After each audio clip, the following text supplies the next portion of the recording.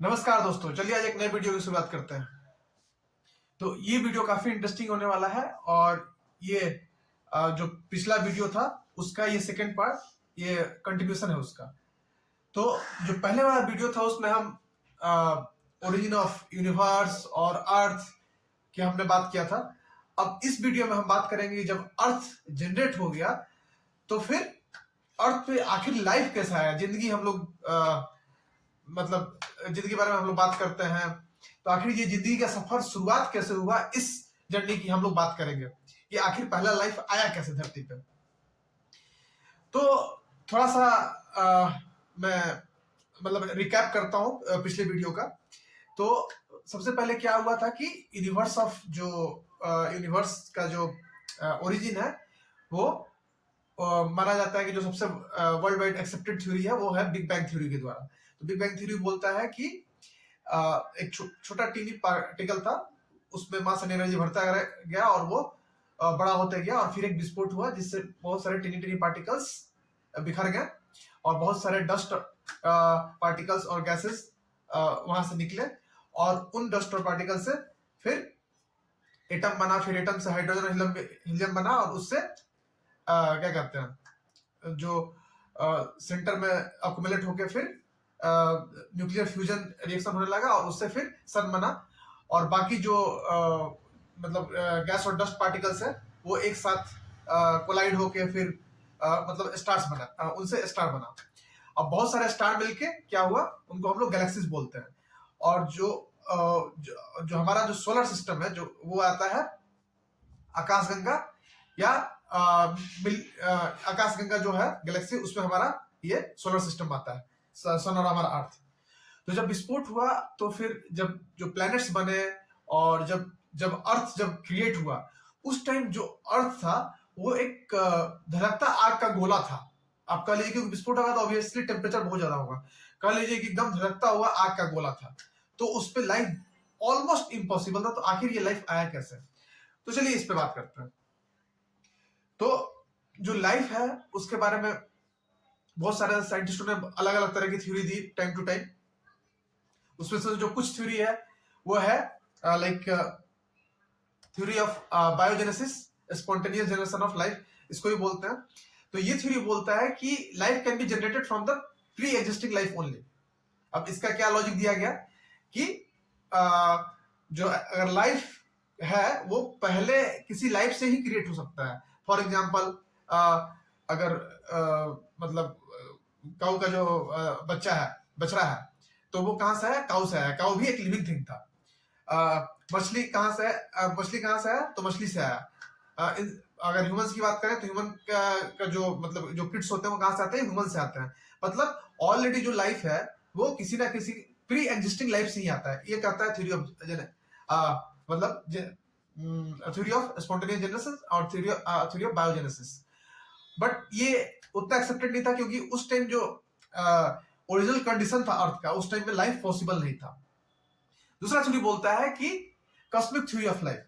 तो ये थ्योरी ये बोलता है कि लाइफ जो है अर्थ पे जनरेट नहीं हुआ, वो स्पेस में जनरेट हुआ एक तरह से। मतलब एक टिनी पार्टिकल जो लिविंग थिंग्स था वो, और फिर वो ट्रेवल करते करते अर्थ पे आया और फिर वहां से एक लिविंग टिनी पार्टिकल से फिर इतना सारा लाइफ क्रिएट हो गया।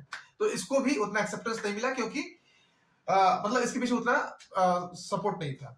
उसके बाद आता है जो कि सबसे मोस्ट एक्सेप्टेड थ्योरी है, थ्योरी ऑफ एबायोजेनेसिस। ये थ्योरी बोलता है कि life can be generated from the non living things. तो यही मतलब एक्चुअल में यही थ्योरी एक्सप्लेन करता है कि आखिर लाइफ पहली बार अर्थ पे आया कैसे। तो जब अर्थ क्रिएट हुआ तो उस टाइम बहुत भयंकर वाला मतलब टेम्परेचर बहुत हाई था, बहुत भयंकर टेम्परेचर था, काफी होस्टाइल इन्वायरमेंट था। तो और क्या कहते हैं टेम्परेचर बहुत हाई था, फिर वोल्केनिक इरप्शंस हो रहे थे हर जगह पे और मतलब रिड्यूसिंग इन्वायरमेंट था। रिड्यूसिंग इन्वायरमेंट करने का मतलब कि ऑक्सीजन नहीं था, फिर तो लाइफ पॉसिबल ही नहीं था, राइट। ऑक्सीजन नहीं था तो फिर लाइफ वहां पॉसिबल नहीं था। फिर यूवी रेज जो सन के थ्रू आ रहे थे, तो आखिर फिर लाइफ का क्रिएशन कैसे हुआ। तो जो थ्योरी ऑफ एबायोजेनेसिस बोलता है, जो मिलर थे 1953 में उन्होंने एक एक्सपेरिमेंट किया और उससे ये प्रूव भी किया। वो ये थ्योरी ये बोलता है कि जब रिड्यूसिंग एनवायरनमेंट था और इनिशियली जो जो क्या कहते हैं, जो एलिमेंट्स और जो गैस जो प्रेजेंट थे इन पृथ्वी में, वो थे लाइक मीथेन, CH3 और अमोनिया, हाइड्रोजन और वाटर वेपर, ये सारे गैस प्रेजेंट थे जो इनिशियल जो इन्वायरमेंट था अर्थ का। बट ऑक्सीजन नहीं था और उसके ऊपर से टेम्परेचर काफी हाई था और फिर यूवी रेज भी सन से आ रहा था। तो साइंटिस्टों का मानना ये है कि in the presence of sunlight, UV rays और टेम्परेचर वाज सो हाई, ये जो सिंपल मॉलिक्यूल्स थे, इन लोग ये सिंपल मॉलिक्यूल्स से ये रिएक्ट करते करते कॉम्प्लेक्स मॉलिक्यूल बनाए और फिर वो कॉम्प्लेक्स मॉलिक्यूल रिएक्ट करते करते, बिकॉज रिड्यूसिंग इन्वायरमेंट था, तो रिड्यूसिंग इन्वायरमेंट मतलब एक दूसरे से वो जुड़ते गए मॉलिक्यूल्स और फिर फाइनली सिंपल से कॉम्प्लेक्स मॉलिक्यूल बने और कॉम्प्लेक्स से फिर फाइनली मतलब जो है अमीनो एसिड्स काइंड ऑफ जो ऑर्गेनिक मॉलिक्यूल्स बने, जो कि बेसिस ऑफ लाइफ है। बिकॉज हमारा जो बॉडी है, जो भी ऑर्गेनिजम्स हैं, लिविंग थिंग्स हैं, उनका बेसिस क्या है? ऑर्गेनिक कंपाउंड्स मिलकर बने हुए हैं। सो ऐसे था कि सिंपल मॉलिक्यूल से कॉम्प्लेक्स मॉलिक्यूल बने, कॉम्प्लेक्स से फिर ऑर्गेनिक मॉलिक्यूल्स बने। तो अब इसका जो है एविडेंस क्या है, जो मिलर की मैं बात कर रहा था कि थ्योरी ऑफ जो एबायोजेनेसिस था, तो उन्होंने क्या किया कि एक मतलब क्लोज फास्ट में जो प्रीवियस जो इन्वायरमेंट था अर्थ का, जो गैसेस थी लाइक अमोनिया हो गया, मीथेन हो गया, हाइड्रोजन हो गया और वाटर वेपर हो गया, वो सब लिया और फिर उस पे इलेक्ट्रिक डिस्चार्ज दिया 8000 डिग्री सेल्सियस पे, और वैसा ही इन्वायरमेंट क्रिएट किया जैसा कि इनिशियल अर्थ का था। तो फिर वो देखते हैं कि अमीनो एसिड्स उसमें बन के तैयार हो गया। तो amino acid is the building blocks of the protein.